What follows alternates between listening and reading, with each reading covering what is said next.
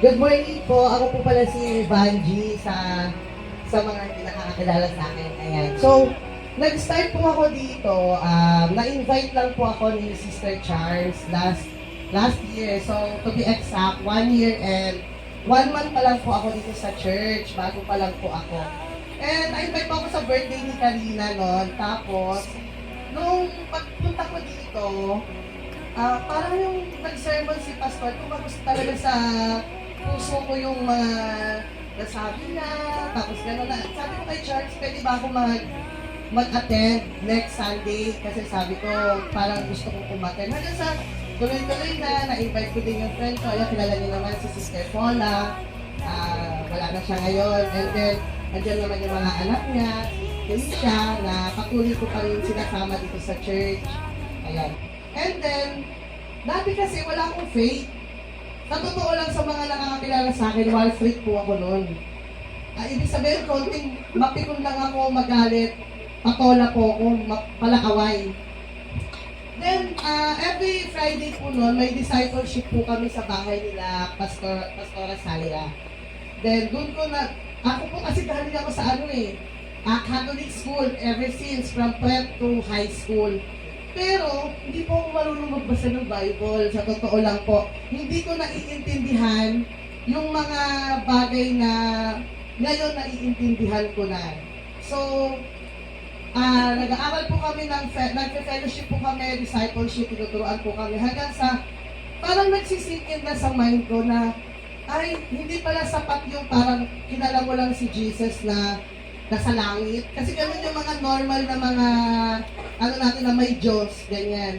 So, to make the story short po, yung war freak po noon na mapagpakumbaba na ngayon. Amen! Amen! At saka ito may pumataka sa akin sa Romans chapter 12, verse 19 to 21. Basahin ko lang po. Mga minamahal, huwag kayong maghiganti, ipaubayan ninyo sa Diyos, sapagkat nasusulat, akin ang paghihiganti. Ako ang gaganti, sabi ng Panginoon.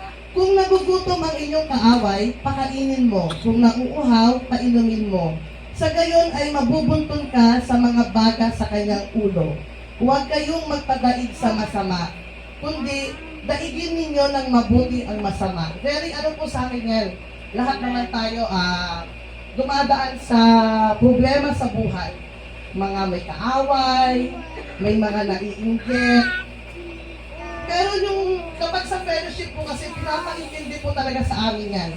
Doon ko natutunan na kapag may gumawa sa inyo ng masama, surrender nyo kay Lord. Ano nyo na lang na bahala na si Lord sa'yo. And then, alam nyo po yung pakiramdam, ang daming blessing po dumating sa aming mag-asawa. Amen! Amen!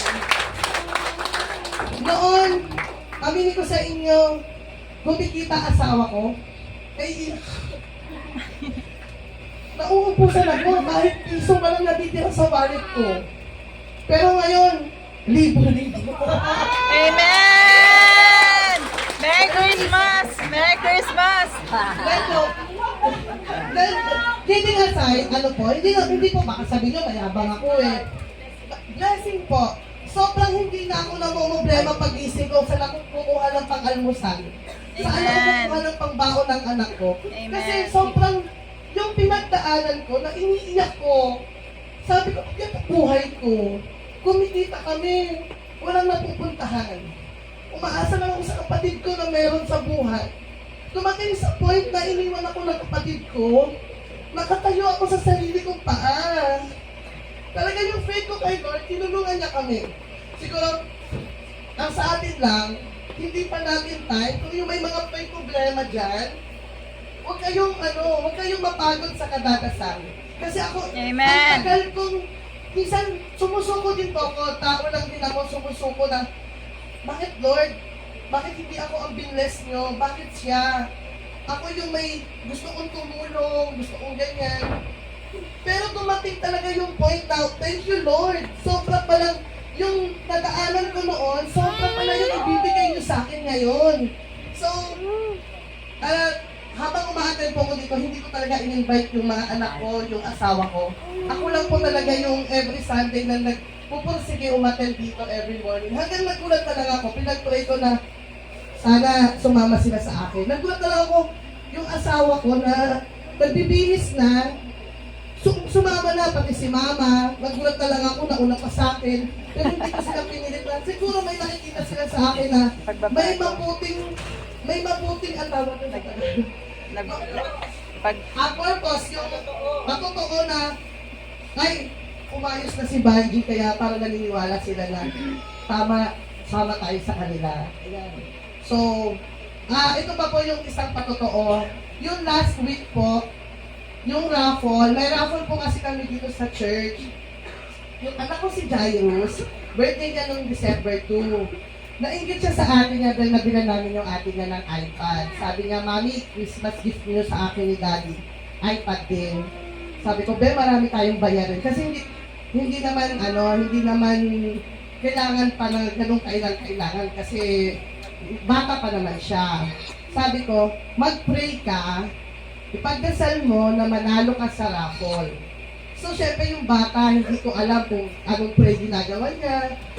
Tapos nung December 2, dito, binless siya nila pastor. Tapos pag-uwi ng bahay, anong wish mo? Sana manalo ako, Mami, sa raffle. Then sabi ko, sige, pag-pray mo lang, maniwala ka. Sabi pa niya, ang dami naman, Mami, stop, paano ako mananalo sa raffle? Kasi madami po talaga. Sabi ko, magtiwala ka lang, mag-pray ka. Tapos eto na po, yung Sunday, ako din yung, kami yung Sunday. Last minute po, sabi ni Jairus sa akin, nakaupo ko dyan sa second line, Mami, meron ba akong name sa raffle? Sabi ko, wala.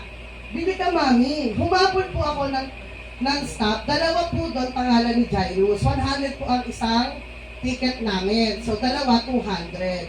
Wala pang, minadali ko nga lang po yun kasi wala nang address, basta Jairus Bernard Flor nilagay po.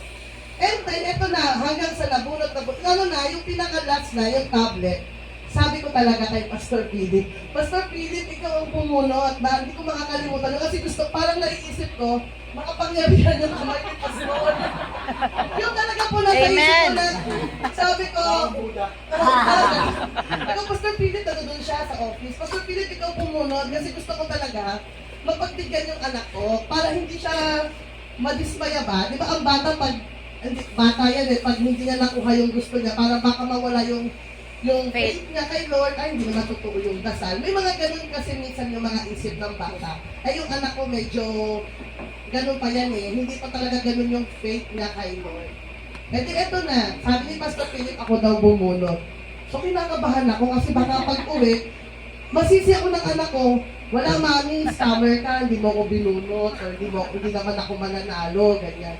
So, kinakabahan ako. Nung oras po na yun na nakatayo ako, si Pastor Z, hinagis-hagis niya pa po yung box na parang Inikot-ikot. Ikot-ikot po, halos lambol-lambol na sa loob. Sa isip ko po tumatakbo, hala yung dalawang pangalan ni Jairus, nasan kaya doon sa loob ng box? Di nagpipray ako, habang nag-host po ako, nagsasalita ko, pero yung isip ko, Lord, sana mabunot yung pangalan ng anak ko. Eto na, binigay na yung box. Pagpasok ng kamay ko, hinalo ko pa yung doon, tapos nagdadasal ako na, Lord, kung sino man mabunot ko, deserve niya yan. Amen. Pagbunot ko po, ang daming witness din, napatili talaga ako. Si Jairus po talaga yung nabunot ko. Amen! Tuwa-tuwa Grabe! yung anak ko. Alam niyo po, Thank you, Lord. pag-uwi niya po, nag-order na sa Shopee ng cover ng, tsaka yung stylus. Social na, may may stylus pa. Tapos, nung gabi, yakap niya yung tablet, sabi niya, akala niya kasi, busy lang ako na nag-ano ng cellphone. Nakaano po siya dun sa baba, sabi niya, Lord, thank you po, tinupad niyo yung wish ko. Amen. Sabi niya gano'n, salamat po. So, sa simpleng salita na narinig ko sa anak ko, tumatak sa puso at isip ko na malaki yung naitulong ko sa bata. Na turuan silang dalhin dito at natututo talaga silang patatagin yung faith nila. So, Amen. yun lang po, Sa mga dumadaan sa mga maraming problema, lagi lang po natin isipin na God is good. All the All the time. time. God is good. Amen. Ay, napakaganda po ng patotoo ni Sister Vange.